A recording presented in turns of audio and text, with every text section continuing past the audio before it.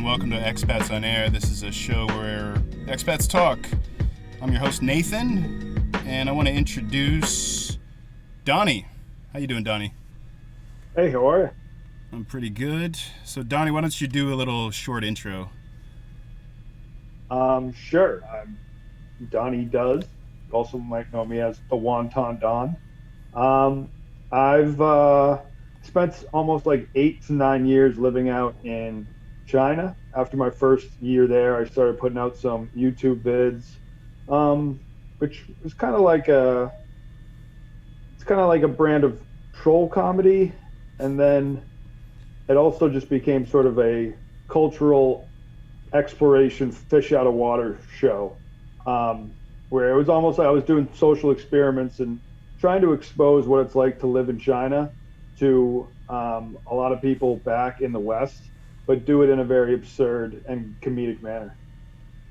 All right, so we'll get into the history and how it all started and how you ended up in China, but what are you doing now? So you work at Barstool Sports. You're the Barstool Sports Foreign Correspondent. Tell us what that's all about.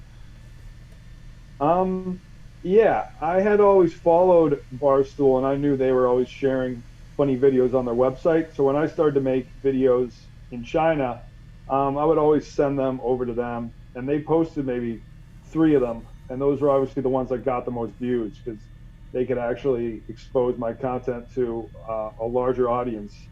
And then they, maybe 4 years ago, 5 years, they started to expand. They got some investment, so they were trying to hire more people, do different types of content, and it took me 2 years to really pitch this to him. I sent a bunch of emails. Dave Portnoy he would respond to one and then not to the next 5.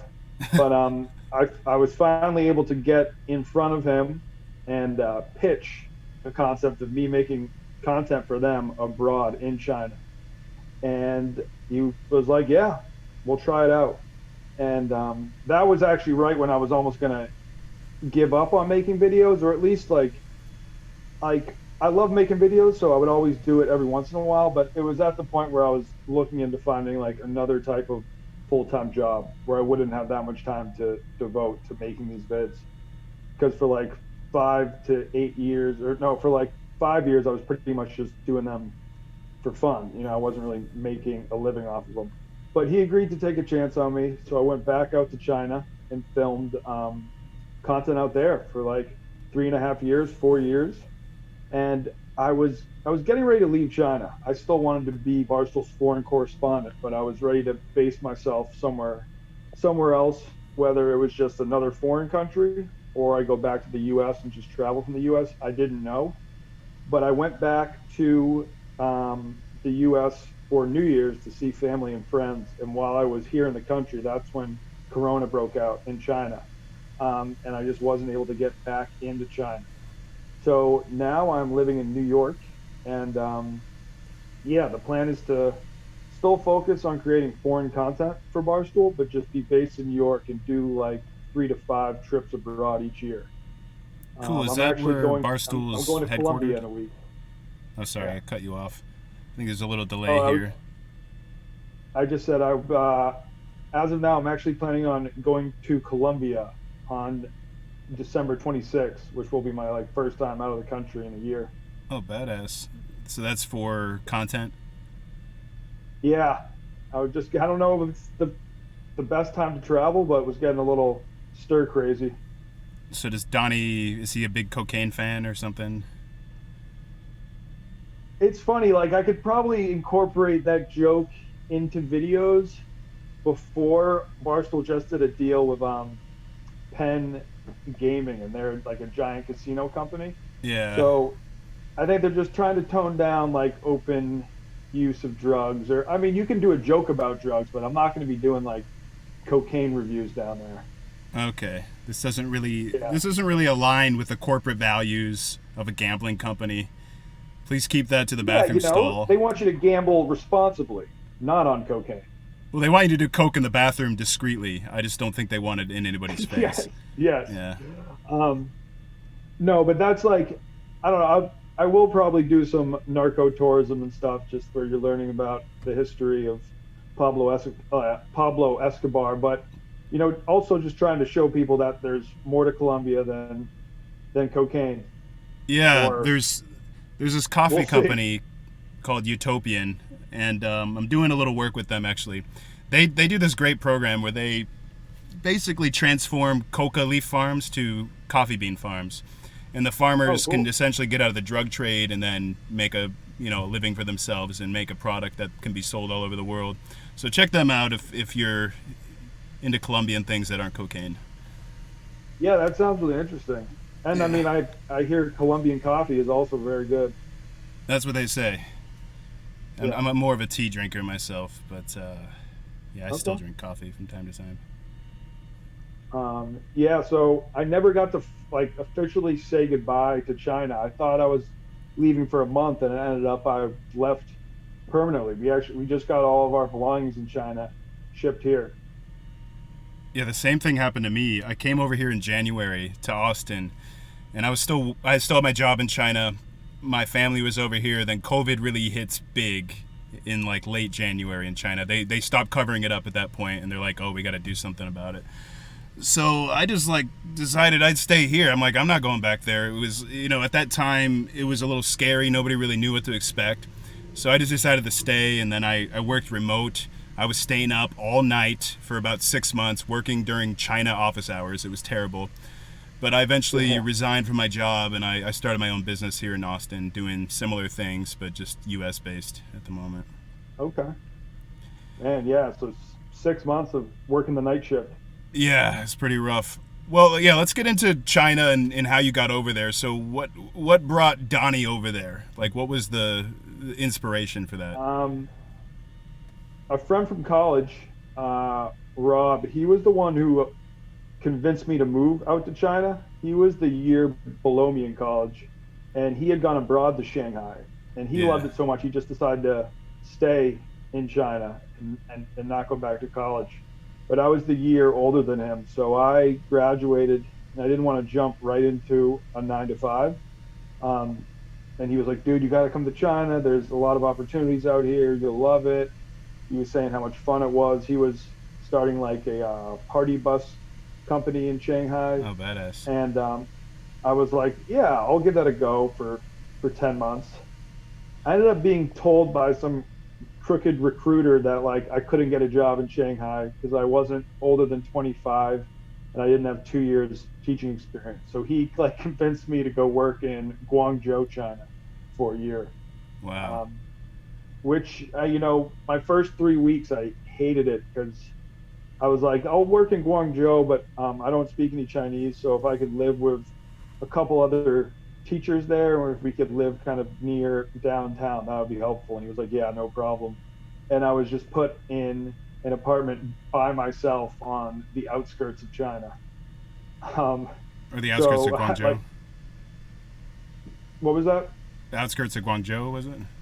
Yeah, yeah, the Yeah. outskirts. Yeah, like bumblefuck Guangzhou. And so the first 3 weeks were tough, but all it takes is really making one friend, and then then you meet all of their friends, and so I met a dude from Liverpool, and he kind of like took me into his group. He was hanging out with a bunch of other crazy people from Liverpool and Manchester, all like northern UK, and I was the token American. But yeah, I mean, those guys are still friends to this day. I haven't seen them for a while, but if I hadn't have met them, I probably wouldn't have stayed in China more than a few months. Do you get that vibe like when you make friends abroad? There's a bit of a tighter bond that develops, I think, right off the bat. Yeah, for sure. Um, and even more so in Guangzhou than in Shanghai. Like in Shanghai, the expat population was just growing and growing and growing to the point where like in Guangzhou, if I saw an expat walking down the street, I would say hi for sure because you just weren't seeing uh, as many of them. But Yeah. in Shanghai, I got to the point where you go to certain stores in the French concession and it's all foreigners. You don't even see a single person born in China. Yeah, Um, some French guy's gonna scoff at you if you give him the nod. yeah, yeah, exactly. Yeah, so, but I mean, I've also had experiences in Shanghai where, I feel just as close with someone I've known for a year there as I do of someone I've known for 5 years back in the US. Word. Yeah, I get that feeling. And I lived in a city called Nanchang when I first moved over to China. This is 2008. Oh yeah. Yeah, so Nanchang is I'd say the Charleston, West Virginia of China. It's if that means anything to you. So No, that means a lot, but I mean, that's pretty bad. But is it more like the Cincinnati? No, I don't know. no, no, no, no, no, no, no. It's I okay, think the yeah. Cincinnati would be in Hefei province. I think Anhui is the Yeah. Ohio and Jiangxi is the West Virginia. But Yeah, I can see it. and then something about Nanchang, okay, so every stereotype about China, people drive crazy, it's loud, it seems like people are yelling at each other when they're just talking. So these are things that foreigners will often say about China, and it's, some people might say that's racist or it's a stereotype or whatever. So Hmm. the Chinese say it about Nanchang. They're like, oh, Nanchang, people drive crazy there. It's so loud. Like every stereotype that like Americans might say about China, Chinese say about Nanchang. That's one thing I discovered about the place. But Hmm. moving to Shanghai, things change a lot. It's a lot more global, cosmopolitan. So that bus company you talked about, I think I remember a promo for that. I think you had just become really popular in Shanghai. I think like your Donnie does videos were on Reddit all the time, and people knew who you were, people knew your name, and I think I saw you in a bus promo video once. Yeah, you probably did. And the Reddit Shanghai community was not a fan of my vids No, for they sure. weren't. They're such haters. Yeah, I mean, a lot of people kind of just thought I was being 100% serious, and it wasn't like satire, sort of, or I wasn't doing a sort of like I wasn't purposely trolling.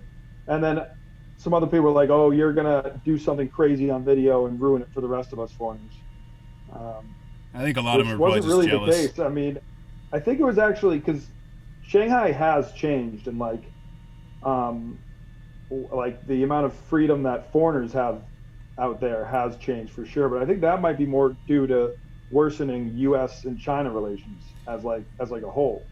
Yeah, that's part of it, for sure.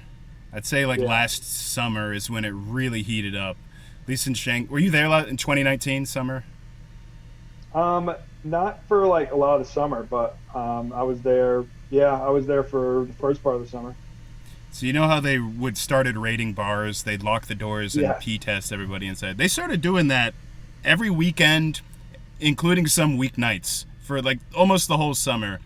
So people just stopped going out, and it was a real disaster. I had a old colleague, a European girl, 25 years old or so, doesn't do any drugs, very healthy, and she's out for a run one night, and she sees a friend outside of a Hollywood bar, and she stops and chats, and then all of a sudden, like a bunch of cops roll up, and they push them inside, and then their girls, I guess they didn't make them pee test on site, so they brought them to jail. They lock her up. They take her phone away. They snip her hair to test her hair, and then the next day they come back with results, and she's clean, and she can go free. But she had to spend the night in jail with no phone or any way to contact anybody. There's no like pay phone to call your mom or whatever. That's It's pretty. crazy. She was, and she was just going out for a jog. Yeah, Yeah. yeah. So I mean, I was seeing the photos where the people would just have like a patch of hair missing from the back of their head. yeah, It was absurd. Like the visuals of just cops walking in, like lining people against the wall and just being like, zzz, zzz, zzz, yeah. It's and just insane. shaving the back of their heads. I guess they just snipped off a little bit. It wasn't really noticeable when she came into work on Yeah. Monday, but still, I mean, what a shitty way to spend your weekend. Yeah. I mean, it's crazy. I didn't really have any serious legal trouble out there. And I definitely wasn't the smartest. I mean, I think in most of my vids, I wasn't like causing serious problems for Chinese people. Most of the time they would find it funny as well, or at least like they would find it uh, just intriguing, I guess. Yeah, it They wasn't would be mean like, spirited, right? yeah, 'Cause if you look at um, somebody like Jake Paul, he was in Japan. Everybody knows that he did that Forest of the Dead, or like the Suicide yeah. Forest. But he did another video Logan before that Paul where he's actually. going around Tokyo throwing like Pokeballs at people. That I shit saw that. was Yeah, not cool. Like people were not in on the joke. It was not friendly. It was just mean and yeah, obnoxious. Yeah, I'd say your content is nothing like that. It's not for everybody. I know a lot of those Reddit haters. They were not a fan, but I think it's pretty yeah. goddamn good. So how did when And did when did like, you start in Shanghai? I think I got there in 2011. Okay. I was in Guangzhou 2010, and I got to Shanghai 2011. Um, and yeah, I mean, my content's evolved a bit where it's like at like a lot of the first videos, it's like we're just gonna show up to this event in China, and I'm gonna act exactly like how I'd act back. Like I'm gonna act like your stereotypical Bostonian who's never left Massachusetts in his life, but we're going to throw him in these weird situations in China. He's not really going to change the way he acts, and we're going to see what happens. And now, like some of my more recent vids have become more travel show esque, where it's like I'm actually trying to. You'll have your absurd like moments, but then I might throw on a VO that actually teaches people about what's going on. Like shooting rocket launchers in Cambodia, that kind of stuff. Yeah, like hey, if you want to shoot a rocket launcher in Cambodia, this is how you can. Or like no, I was more talking about like I did a documentary about joining a Chinese football team and like about the whole league. But then I feel like through the process of the series, you get to learn a little bit about what football is like in China, but just a little bit about China in general. Because we traveled to Hong Kong for the show, we traveled to third tier China, which was in Hefei, I think, Mm. um, and we travel around. We also went to Chengdu, and so you get to see different parts of the country and things like that. This is American football, right? Yeah, Was it mostly Chinese guys on the teams? yeah, it was maybe like 60% Chinese and 40% foreigner. There was a wide cast of characters. I mean, we had the team ranged from we had a Chinese female on the team, and then we also had a dude from the U.S. who like walked on to LSU. Damn. Was And she? so it's a very wide range in skill sets. We also had like a Lithuanian, a Russian, a French Chinese guy, and then a bunch of Chinese guys. A few of them were really good. We had like a 350-pound offensive lineman, and like I would say like a lot of the Chinese players were better than me. They probably practice a lot more too, right? Yeah, and a lot of them had like full-time jobs. Like a Yeah. lot of them had already graduated from college, and they would work a full-time job, but then like their passion was playing football when they're not at work. Yeah, man. If they're gonna invest in those pads, these guys must be pretty serious. Yeah, for sure. And I'm guessing they watched NFL on 10 Cent Sports. I know they had like a streaming deal with them. Oh yeah, Chinese people love American football. I mean, I don't think you can say all Chinese people, but I was in like a Patriots fans of China group chat on WeChat, and it was always blowing up. People were Yeah, just there's like over a constantly billion talking people. about the There's team. there's bound to be enough people who like football for the NFL to have an office in Shanghai. Yeah. All right, so 2011, that's when you came to Shanghai. That was Hu Jintao's China. That was before Xi Jinping. Do you have any perspective on that? Like, what was it like in the early days, the Hu Jintao days versus the Xi Jinping days? What do you think? I guess when I first got to China, it was almost like adult Disney World to an extent. Like if you were Chinese, they were still very strict on all the rules you have to follow. But being a foreigner out there, they were like, okay, you guys just do whatever it is that you do, as long as you're not involving Chinese people or committing crimes. We're just going to let you slide. And so, just there's a lot of absurd situations out there. Like, it didn't really, like, a lot of my friends are saying, how can you go live in this authoritarian country? But to me, when I first got to China, I felt like I was a lot more free than I am back in the U.S. And did it change at all, like maybe after 2016, 2017, around then? Yeah, that's probably around the time that it started to change. But I mean, it was mainly small things like obviously if like it wouldn't be really safe to smoke weed there if you were worried because they would do raids and stuff. But obviously that's not something I'm saying I probably should have been doing beforehand. But Oh, that was just your friend, right? That wasn't you. yeah, Yeah. no, but Yeah, I know same when I with me. first got to China, like I knew foreigners who would just like smoke joints on the way home in the cab, and if anybody was like, "Hey, what's Yeah. that smell?" You'd be like, "It's an American cigarette." And I don't know then how every foreigner got the memo on that, but I've heard that from so many people. Oh, it's American tobacco. It's American yeah, cigarettes. yeah, exactly. But yeah, I never was like super afraid out there. Even I did have run-ins with police, and I was always just like, "Oh, I'm sorry." Like I danced on the court at a Shanghai Sharks game, and I was just like, "I'm sorry, I didn't really in America." Um, like I didn't know I wasn't allowed to do that. And he was like, well, in China we have a rule that you can't dance on the court. And I was like, I'm so sorry. And then he let me go. So yeah, like a lot of white privilege when I first got out there. It was almost I don't call it, I wouldn't even call it white privilege, but a lot of police officers just probably didn't really feel comfortable dealing with foreigners. And so they're like, as long as this foreigner isn't causing like a huge scene or putting people in harm's way, I'm just gonna let him be weird over there. Like I'm not getting involved. They're not paying me enough to deal Yeah, with that shit. exactly. I'm not Yeah. paid enough for this shit. Yes. Like I don't know if they have quotas or anything, but then I think the reason they started to crack down was because they were given quotas. Like I'm sure when they were doing all the raids, they're like, we need to arrest 30 foreigners. Like each cop needs to at least arrest 10 foreigners each month or something like that. Yeah, something like that. They sent down some new police chief or some kind of head honcho police guy from Beijing.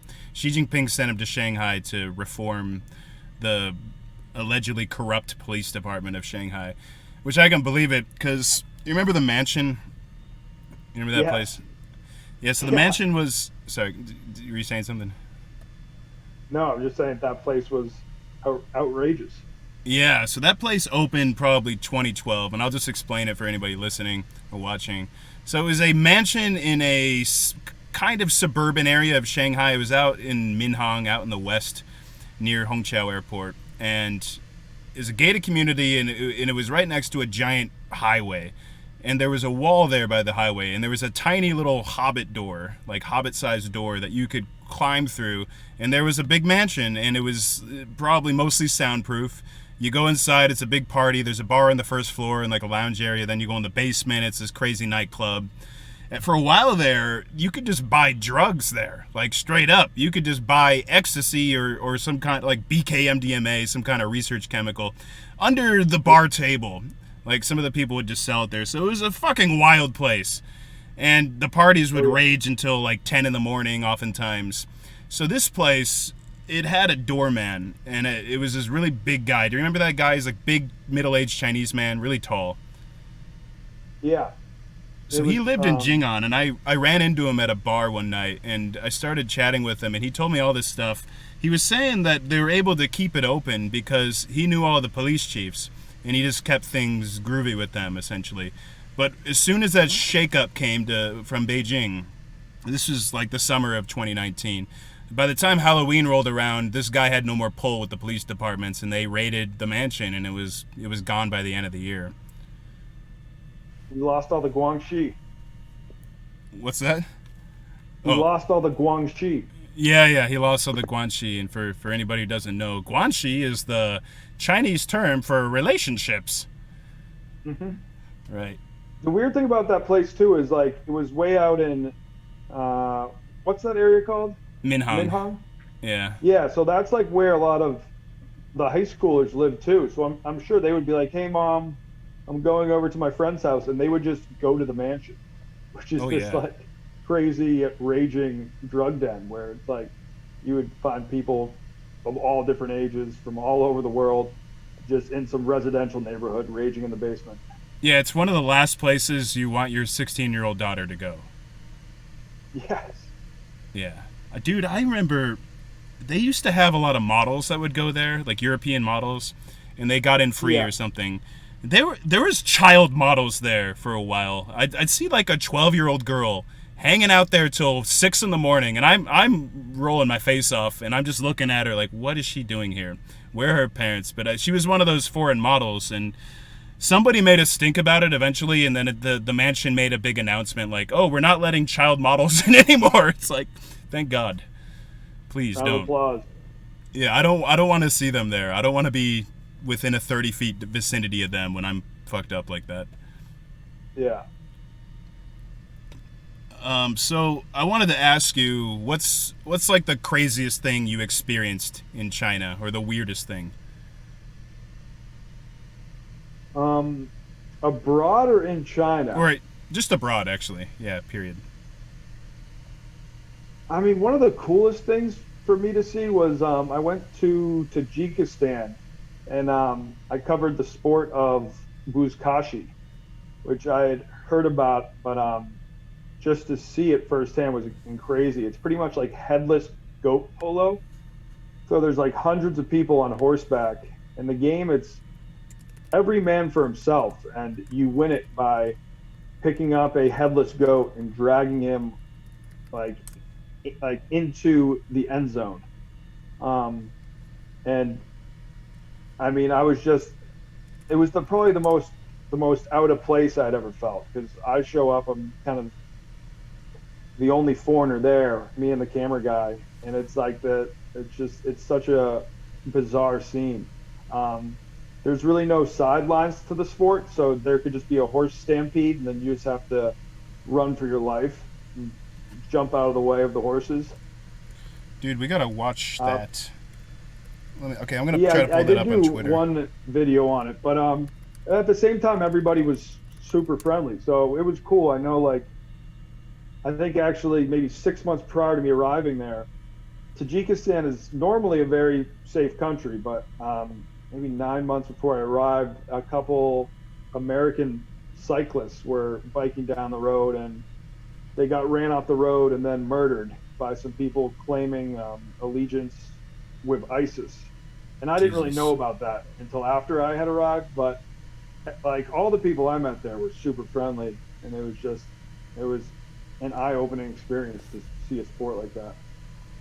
All right, well, I pulled up an episode, or a little teaser at least. Should we watch this? Is this episode 2? Would that be the right one? Yeah, see if you can find, if you search the word Buzkashi, you might be able to find like the trailer for the video I did. How do you spell that? B-U-Z. All right. K-A-S-H-I. K-A-S-H-I. Buzkashi. We got episode 2 again.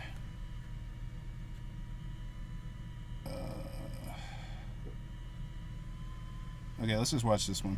Yeah. Yep. We're in some giant marketplace. I think we're here because Jamal wanted to buy some rice so we can make some plov. I don't really know what plov is, but he's been raving about it. I can show you how to prepare traditional Tajik plov on the mountain. This is very difficult, but I will show you. And then from there, we went to our first Buzkashi match.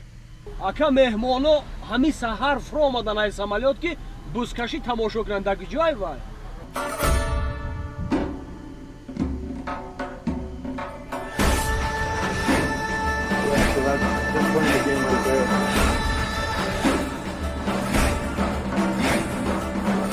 me running out of the way of a massive horse herd. Fuck! I almost just got I killed. did almost get run over once. Buzkashi was one of the wildest things I've witnessed in my life, but you'll have to wait for that video to see more footage. All right, so everybody check out Barstool Sports. Try to find this video. Remember how to spell Buzkashi. Yeah. Dude, that dude who took you around, what was his name again? Jamal. Jamal. He was hilarious. He made the series. Like American black guy Jamal, or a little different Jamal? JAMOL, I guess. Oh, okay. Yeah. Slightly different. Yes. Well, he was very different. I don't think he had ever met a black guy in his life. But no, didn't he love Jordan or something? I remember watching those videos. Or he... No, I think I asked him to name a player in the NBA. I asked him to name 3 players in the NBA, and I think Michael Jordan was the only player that he could name. You see, I'm not a big sports guy, but I follow Barstool, and you're actually what turned me on to them, because I wasn't too familiar. But dude, I love the... How do you say his last name? Is it Portnoy? Dave Portnoy? Portnoy. Okay. Like everything Barstool does is hilarious, and you think you're following it to learn about the Red Sox or something, but you're seeing this shit in this Buzkashi in Tajikistan. So pretty interesting stuff you guys are doing over there. Yeah, I mean, they're definitely trying to diversify the content. So, if you don't like some of the guys there, you'll at least find a few guys that you do like. Are there a lot of... it can meet, I guess they're trying to put out content that can please a lot of different audiences. Okay. Well, since we got the little screen share thing up here, you told me that you lived in 2 foreign countries. So you lived in China. We talked about that. Where else did you live? In college, I just did a program in Botswana, but I was probably only there for 4 months. So I don't know if you can say I lived there, but I did a couple homestays and things like that. Yeah, if you did school like a semester, I think that counts. And that gives you the big announcement. Oh, sweet. Let's go.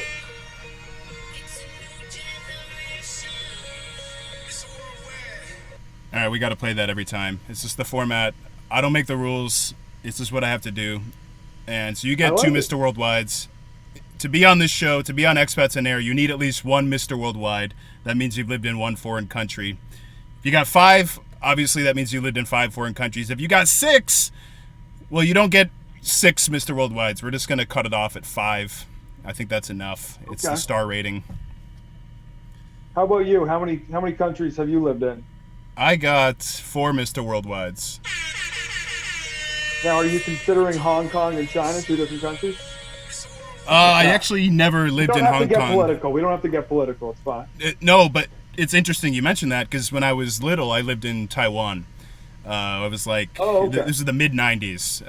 I moved there when I was 8. I left when I was 11. And I would say that's living in a country that's not China. I would say that. Yep. If you're in the mainland and you're Chinese, you probably wouldn't say that, simply because you don't believe it or you don't want to get in trouble, because it's a touchy subject. Yep. Yeah, we don't need to get too into that. I would say I don't know. There's I've been put in so many weird situations out in China. I know we talked about Buzkashi, but I mean China. If I think about it, probably some of the weirdest scenarios I'll ever be in my life.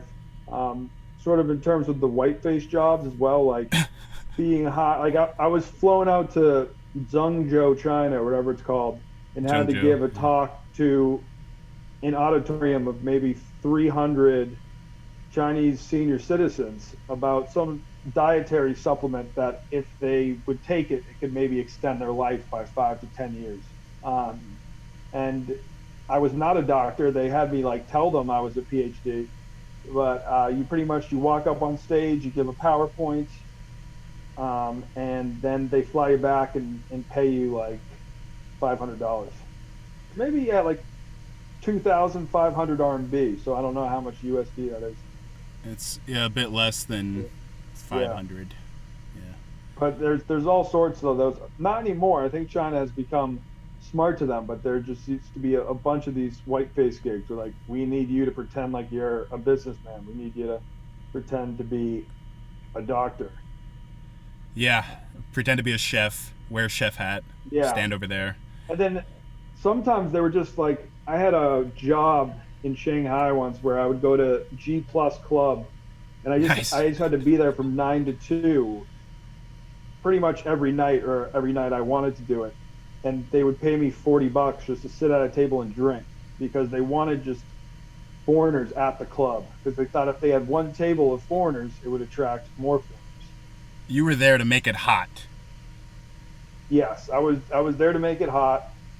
One time I remember I made out with a Chinese girl on the dance floor, and my like boss there was like, "You need to only be making out with foreign chicks, okay? We need you to be bringing more foreign chicks here, not more Chinese chicks." I swear, most racism is based on sexual competition. You see a guy who doesn't look Yeah. like you, and he's with a woman that looks more like you start getting territorial or something, right? Yeah, no, he wasn't being territorial at all. Just he was paying me the $40 so I would attract more foreigners to the club. So just me, dancing with a Chinese girl isn't really helping bring more foreigners. I don't to the know. club. That sounds like a good sales pitch to me. You should get this American guy having a great time. Oh, he met a girl. He's making out with her. I want to go to G Plus, and I want to be like him. True. Very true. G Plus. That's a deep cut, man. I remember that place. That was in Xintiandi, right? Yeah. Yeah. I used to go there for free booze. I wasn't paid to do it, but I got the free booze. And how would you rate the quality of that free booze? Oh, I mean, so that's the thing about the job. Like, I thought I was in heaven at first. I was fresh out of college, getting paid to just hang at a club. But then you realize that the bottles of Absolute are not Absolute. It's completely fake booze that still gets you drunk, but it's such a weird drunk. Like, your hangovers would last the whole day.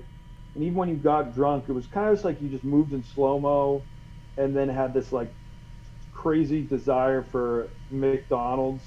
And you would end most of the nights just like walking out of that place in a daze, pounding like $100 worth of McDonald's, and then falling asleep and feeling like shit the entire next day. So when you made out with that girl, did somebody say this to you? No, that I have heard that a lot at Shanghai Sharks games, actually. All right, man, let's get into that. Like, tell us the history of Donnie and the Shanghai Sharks. Yeah, that's probably my favorite running bit I've had out there. It started off, me and a friend were like, "Hey, let's go to a Chinese basketball game, but you cheer them on like you're just as passionate about them as you would be the Boston Celtics." And people really liked that vid. That actually got shared by Barstool Sports. And so I started to go back each season and film a few more vids, and I started seeing a lot of the same people there. And after I danced on the court, they kind of didn't really want me going to the games, or at least when I went, I'd be just surrounded by cops to make sure I didn't do that again. So I filmed a whole video about showing up there wearing disguises, and I got caught 3 times in a row by the same person. And it was Captain Killjoy. And so he kind of became a character in the series. And then I put out that vid, and instead of the team being like, "Oh God, now you're really banned from games. I can't believe you filmed that," I got a call from the president, and he was like, "I'm sorry for the way we treated you at games. Would you like 2 courtside passes to like all next season?" So then I filmed like a series of me just being the man there. And that was around the time I left China for a couple years. I came back and I just filmed a bunch more vids there. And I knew I was leaving China soon, so I wanted like a big video to wrap it all up. I didn't know how, but the first game I went to, I found out that they had banned booze at the games. And booze had become a big part of the videos because I would always drink 3 beers and a Fanta, and I'd become friends with the concession girls. So when they banned booze, I was heartbroken. And you'll just have to watch that video to find out what happens. But that's called The Dark Shark. It's the final chapter of the Shark Night trilogy. Yeah, let's pull up the teaser for that on Twitter here. But yeah, I visited locked out of China halfway through that. Oh yeah. Yeah, sorry, I'll press play. I'll be quiet. You can play that. All right, appreciated. When I visited my concession girls at halftime to drown my sorrows in beer and Fanta. Hey, Bao Bao. Oh, Hangzhou Buchen, I'm back. I bet you didn't think I was coming back. I received news that shook me to my core. 我要3个啤酒，一个 Fanta。No， 3个啤酒？在哪两个？没有什么？比啊，没有。请你喝个 water。 I'm not. I don't want to mix in a water. I want to mix in 3 beers and a Fanta. So at the next game, I taped a bunch of beers to my stomach to determine just how serious security was about this alcohol ban. Oh no! No! No? How do you get this off? I wrapped this like 5 times. I don't know how to get this off. Hold up. Do you guys have like scissors? It was clear that if I wanted to get booze into the Shark Tank, I'd have to be a little more creative. So I ordered veterinarian syringes, bought a bunch of fruits and vegetables, and injected them full of vodka. A piece of fruit is not going to set off the metal detectors at the Shark Tank. All right, so it turns out they have a no outside food policy, which means most of my fruit was just confiscated at security. 水果. 吃的水果都不能带。 No, it's I need my 疫 vegetables. 情是怎么给他 I have a medical condition. But I was able to shove a green pepper down my pants. And all you got to do is bite a little hole in the top, break out the Fanta, and this probably has like at least like 6 nips worth of vodka. It wasn't glamorous, but I'd found a way to get buckled in the Shark Tank. Quite honestly, it's pathetic, but it works. And so that's not over yet, but it gets even weirder. But I got locked out of China halfway through filming that vid. I didn't get to film at the last game, so I was like, shit. You'll have to keep on watching. So I had to figure out a way to wrap up the video from outside of China using a green screen and some other tricks. But I'm happy with how it wrapped up, because as of now that will be the last video I've filmed in China until I ever go back. So should people go to barstoolsports.com to see that? Yeah, or you can go to the Wonton Don YouTube page. Okay, So if you and then just search Twitter. Wonton Don. Twitter, your name is the Wonton Don, but it's at Donnie Does World. Go give Donnie a Yeah, follow. and then on YouTube it's just Wonton Don. The Wonton Don. How did that name come about? So it came out because I love wontons and I love crab rangoon, my favorite type of food, and I actually like to make my own.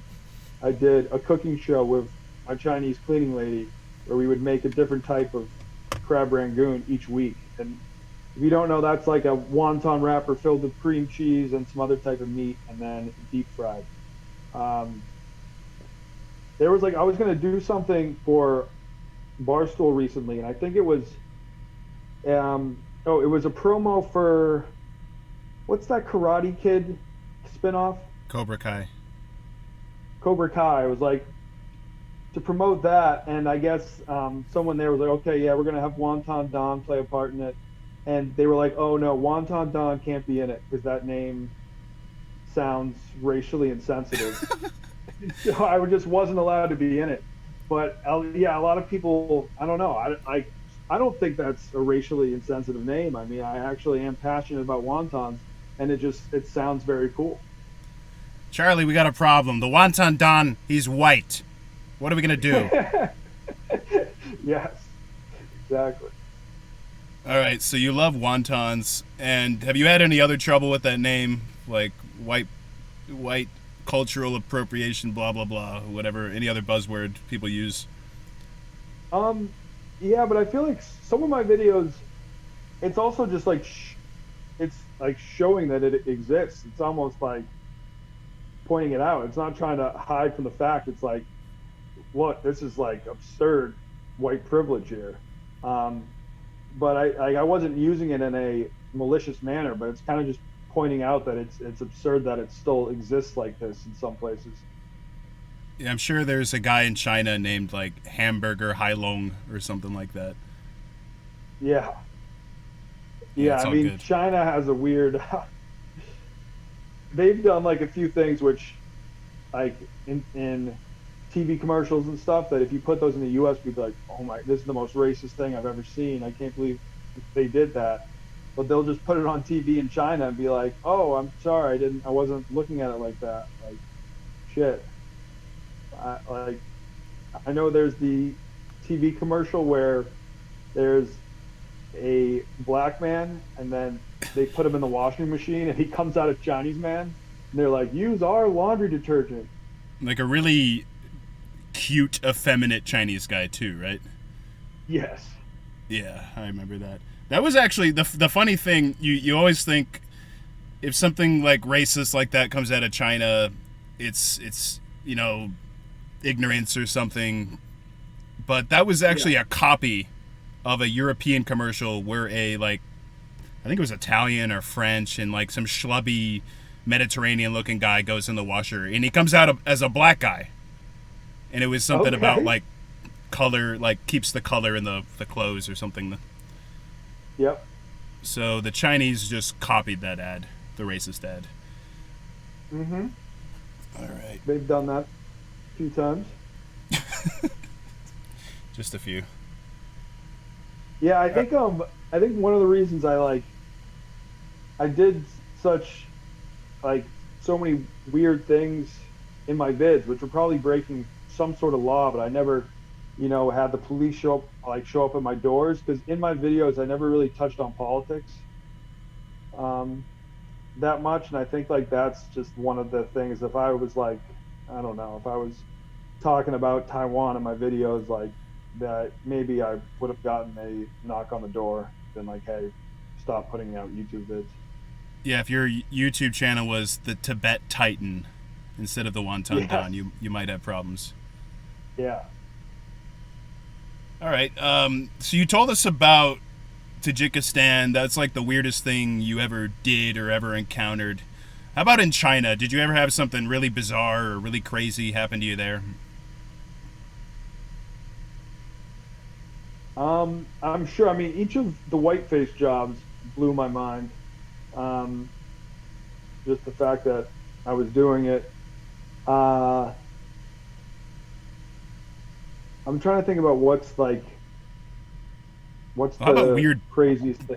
Weird What? people. So one thing I love about going abroad and being an expat is all the weird people you meet. You meet some real characters. Other expats is what I mean, not necessarily the Yeah. locals. I mean, I remember being at a party in Guangzhou, and someone had been feeding this kid research chemicals all night, where it's like, it's Molly, man, but you don't actually know what it is. And we're at an after party at someone's apartment, and all of a sudden I hear a girl shriek, and we look over, and the kid is standing on the balcony with just a bunch of poop dripping down his shorts. Just had no idea he had just pooped himself. And like I had to be the one to walk over to him and be like, hey man, like, I hate to break it to you, but I think you may have just pooped your pants. And like he looked down at his leg and he was like, oh, that's not mine. That's not mine. It was just draining down his pants. And half the people there were cracking up, and then half the people were like, dude, stop laughing. The kid's gonna be like really depressed. So we tried to break the news lightly. Well, it wasn't his, but- so there's nothing to be embarrassed about. Yeah, but it's like you meet people like that, and then who knows, the following morning they could be teaching kindergarten. That's probably half the maybe 20 to 40 demographic of Americans over in Yeah, China, right? like they're going in to teach kindergarten, and then the person who sold them the drugs is going in to be the headmaster of the kindergarten. And that's the type of shit, like, it's so funny, but I feel like if there was ever a TV show that came out about like the hilarity of being an expat in China, like from, you know, year 2000 to 2016, it wouldn't be able to be made in China because China wouldn't allow you to show any of the actual funny stuff. It would have to be like made in the US with just Chinese actors and some other actors playing. Dude, I honestly think about that all the time, and I think you would need to make it a cartoon, even just to do it justice. Yeah. You know? Yeah. You know, you mentioned earlier that you were going over there to teach and you had some qualification issues, but it's kind of funny that a lot of the people over there teaching kids are white, but they're Russian, and they don't even speak English that well, and they get English teaching jobs. Yeah, and the crazy thing is I heard that now some schools will prefer a Russian teacher because they know they won't have to pay them as much.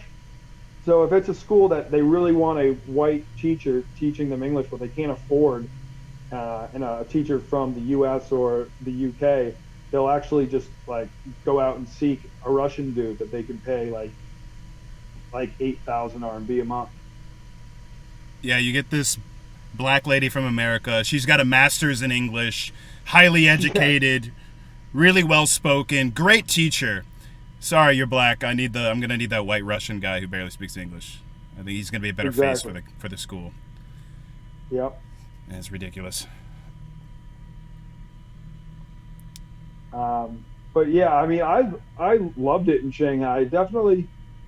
I didn't mind the crackdown as much because right around the time that I stopped partying as much and going out as much and having those nights where you're out till like the following morning was when they started to crack down. So I didn't like feel it as much. I just knew like a lot of people didn't really feel safe going out. And I had like a couple friends that were kicked out of China. So I definitely felt it. I just wasn't seeing it firsthand. Yeah, I mean, for the most part, it was easy to avoid if you didn't go to bars. But, dude, one Monday night during the summer, they raided Fat Cow at like 6 p.m. And Monday's the buy one, get one burger night there. So it's always packed, and it's full of young people. So they raided that place. So, I mean, you could be there with your family, and all of a sudden they're locking the doors and they're making you pee in a cup and wait. Yes, I think actually a girl I know, she was there with her dad, who's a cop, and like her dad, who's a cop just visiting her from the U.S., had to pee in a cup. Did he test positive? I believe not. I knew a girl, a Canadian. I think one of the reasons I love Shanghai too much is that even though it's the largest city in the world, it kind of felt like a small town. Because I think the amount of foreigners there, I thought it was like 500,000. I think it's just like 170,000 or something. It might be that number, but it's mostly Koreans and Japanese, and they stay in their zones for the most part, so you barely even notice that there are other foreigners over there. So it's like you're living in this small town, and the town is way more diverse than what I'm used to. Like I grew up into a town that was probably 90% Irish Catholic, and then you're in this small town and on the other side of the world, but it's the most diverse group of people. So you're meeting folks from South America, Europe, Australia, all over Asia. You're meeting people from all those places each night. And then there's also like you can fully submerge yourself in Chinese culture too, if you're trying to do that. Yeah, so, you just go to Hongkou district. Yes, like the range of experiences you can have there, or you can even have in one night, was just off the charts compared to the other places I had lived in my life. That's where I started partying when the crackdown started. I started going to the very Chinese areas like Hongkou, where there's no foreigners hang out there really, unless they're going to that knockoff Central Perk, the cafe from Friends that was up there. Yep. Yeah. I went there once, I believe. What was that? Sorry. I think I went there once to film a video. My office used to be next to that place, so I used to go there for lunch almost every week. Okay. Yeah, dude. Shanghai is like probably the most multicultural, one of the most multicultural cities I've been to. Like you go to a place like Tokyo where there's a lot of foreigners. It's not like Shanghai where there's people from every continent and there's a lot of them. And a lot of them are entrepreneurial. They're starting their own businesses over there, starting restaurants. It's pretty wild. Yep. Yeah, for sure. And I mean, like New York is very multicultural, but it's probably a little more cliquey in terms of like a lot of cultures will just like hang out at spots where they're surrounded by other people from their same culture. But I mean, there's a lot of people that come to Shanghai from all over the world. They know they're going to only be there for 2 to 5 years, and they want to go out and meet people. Yeah. Not here for a long time, but here for a good time.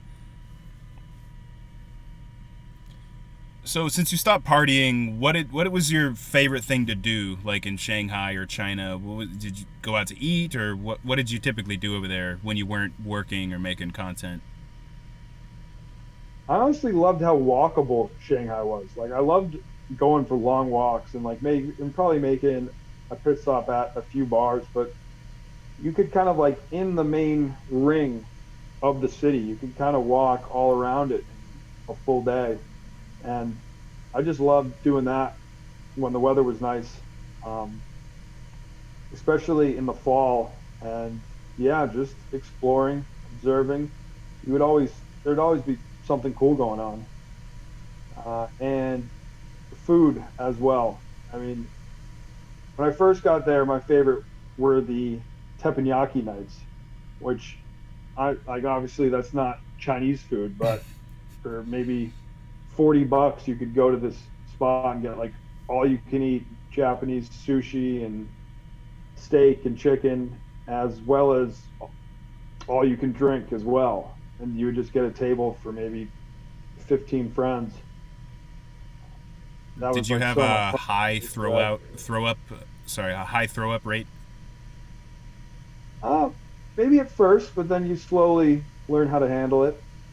And then, I mean, in terms of Chinese food, Sichuan, like I love those big family style dinners where you have the giant lazy Susan, and you can post up and just drink and eat for 3 hours, and the bill might come to like $25 a person.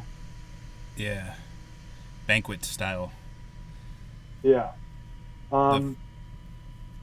And traveling within China too. One of the last trips I took before I left was 3 days in Yangshuo, and I just love that. That's where they have all the karst mountains, and one of the few rivers that you can swim in, or at least I hope you can swim in it, because I did. But I went down there during the October holiday, and I just remember the water was the perfect temp. It was so beautiful. It was just, and it's a very touristy town, but you can find some incredible spots to hang out in. Yeah, the natural beauty makes up for any of that overly tourist feeling. Yep. What's your opinion on Baijio? I despise it. Can you explain what it is for everybody watching or listening? It's the most popular type of Chinese liquor. It's white, so it looks like it should taste like vodka, but I don't know, it kind of tastes like the devil jizzed in a bouquet of flowers. Yeah, it's a little fragrant, a little sweet. You know what? But tastes like hell. You take one shot and you have the aftertaste in your mouth for like the next 48 hours. Yeah, those burps the next day are lethal. Yeah, but it is a fun drunk. If you can get some shots down, it is a very fun drunk. Yeah, those banquet dinners, that's I think the only occasion where you can drink Baijio. It's got to be with food, Chinese food, obviously. And it actually pairs with it okay. Like when I studied in Hefei, this is 2005, the first time I studied in China, I was there on this exchange program that my university had with them, and my advisor was really good friends with the administrators, and I'd say like 2-3 times a week they'd take us out to a giant banquet with tons of food. We barely finished half the food, and just bottles and bottles of Baijio, and they would just get us fucked up. This is all these guys did. The administrators, they just got super fucked up every night. If they weren't hosting us for a banquet, they're hosting somebody else.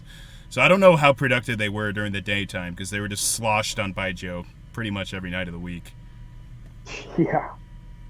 I don't know how they do it either. Those guys, I've obviously seen a lot of very drunk Chinese out there, but I know they have a reputation of not being able to handle their alcohol, but you see a lot that can just go shot for shot all night long with each other.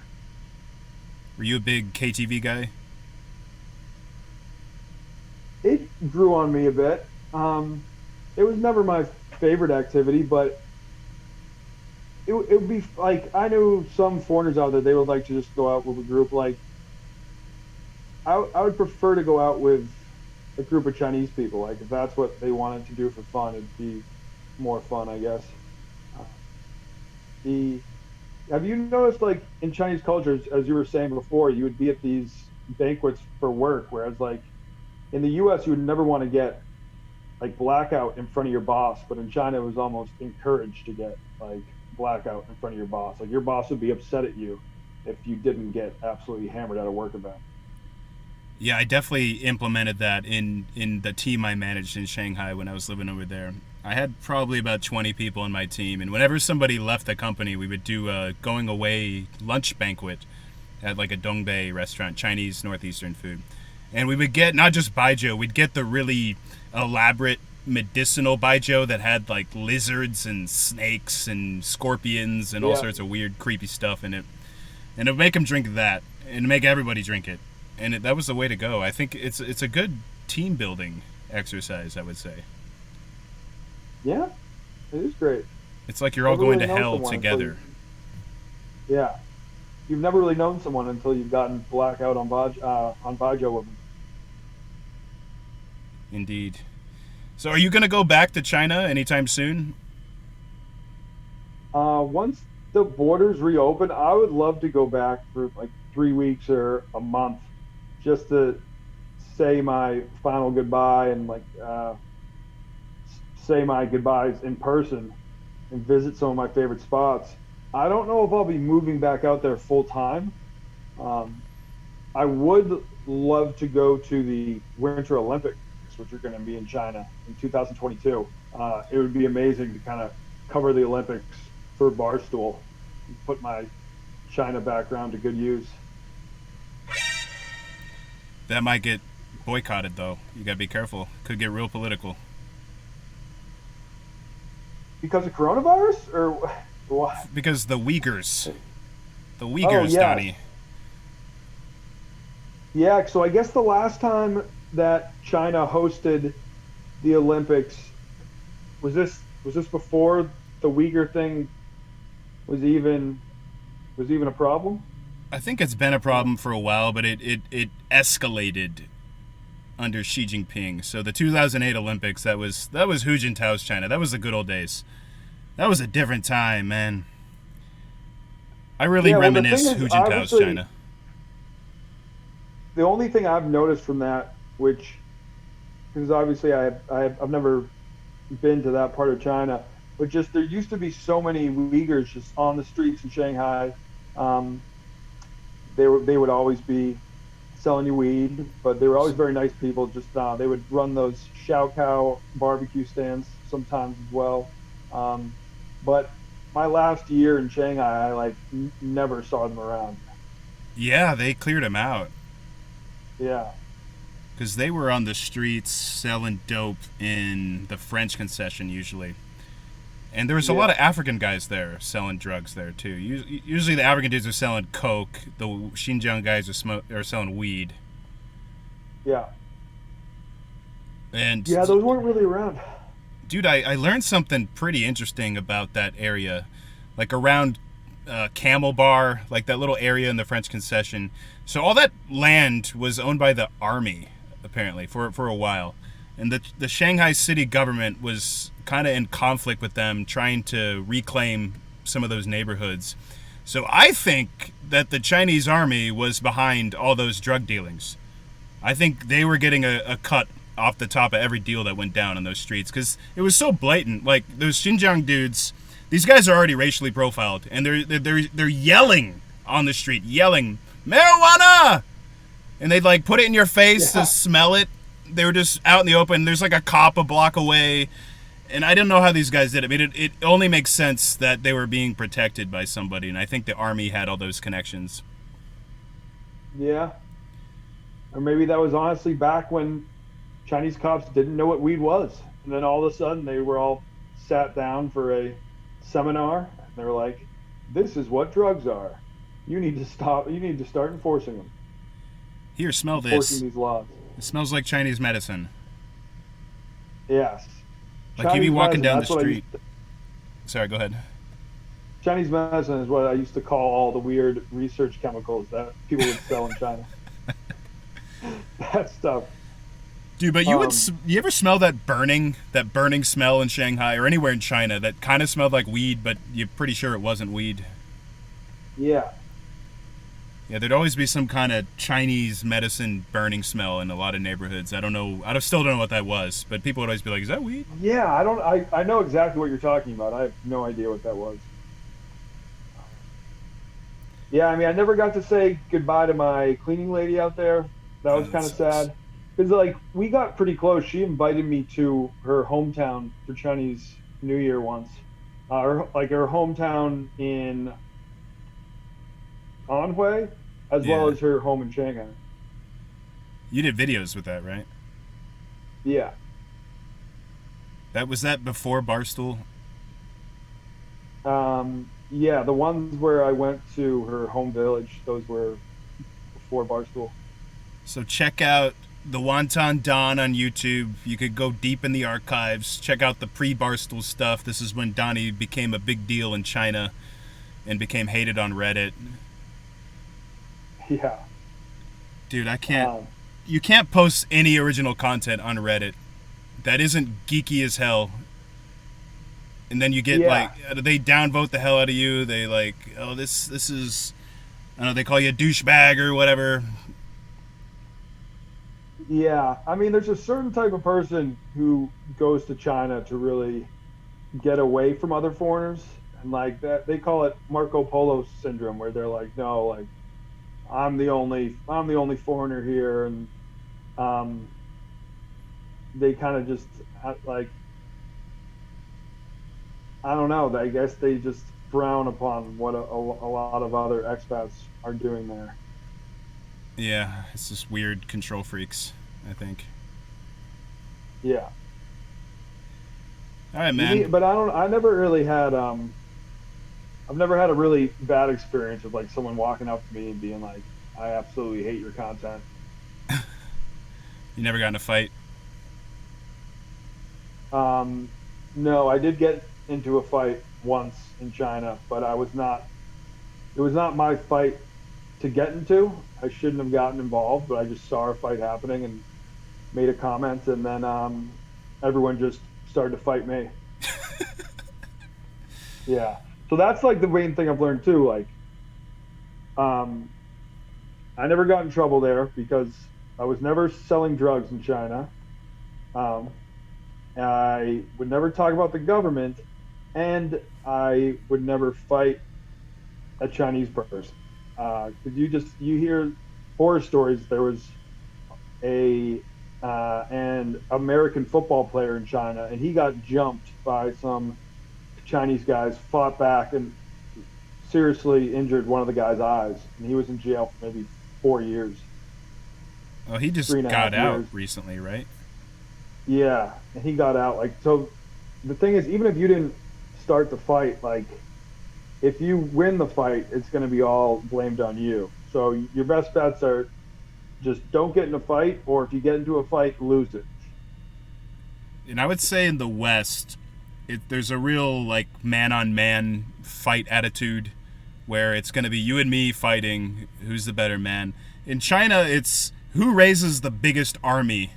Those are the principles for fighting there. So a fight starts, the dude calls up 100 friends to come beat your ass. And they don't care about the honor or any of that stuff. It's all about raising an army and destroying you. Yeah. but most Chinese people I met out there, it's like especially in Shanghai, there wasn't a lot of anti-foreigner sentiment that I saw. I think I talked to people who lived up in Beijing, and they saw more of that, and they saw more fights and like random foreigners getting jumped. But that type of thing was pretty rare in Shanghai. Yeah, the northern dudes are a lot more aggressive for sure. Yeah. Well, dude, we've been recording for over an hour. I think we can wrap it up. Is there anything you want to plug before you go offline? No, just follow the Wonton Don. I will try to get back to China at some point. And thanks for having me on the show. It's tough. I'm happy that I've been filming some videos out in China, because just when you're out there for like 8 years, there's just so much absurd things that go down, and you eventually start to forget about it. Like every once in a while, I'll have a flashback and be like, "Damn, I was actually doing that for like 4 months of my life." So it's nice to have some sort of documentation. Yeah, dude, and that's one of the reasons I wanted to create this show. Is I want to document stories from expats, good stories, weird, wild, whatever. And this is just a great place to do that. I'm glad you came on for the first episode. I'd say you're a pretty big deal on Twitter, so I really appreciate you looking at a smaller channel like mine and coming on the show. So I really appreciate that, man. Yeah, no problem. It's always fun to reminisce, and if I'm cruising through Texas, I'll let you know. Yeah, for sure, man. Okay, we'll wrap it up. You can follow us on Facebook, Instagram, Twitter, at Expats On Air. You can find us on YouTube, Expats On Air. We'll start doing live shows. We'll be on Twitch and DLive, Expats On Air. So go give us a follow. And we'll see you later. Thanks for watching. 再见。再见。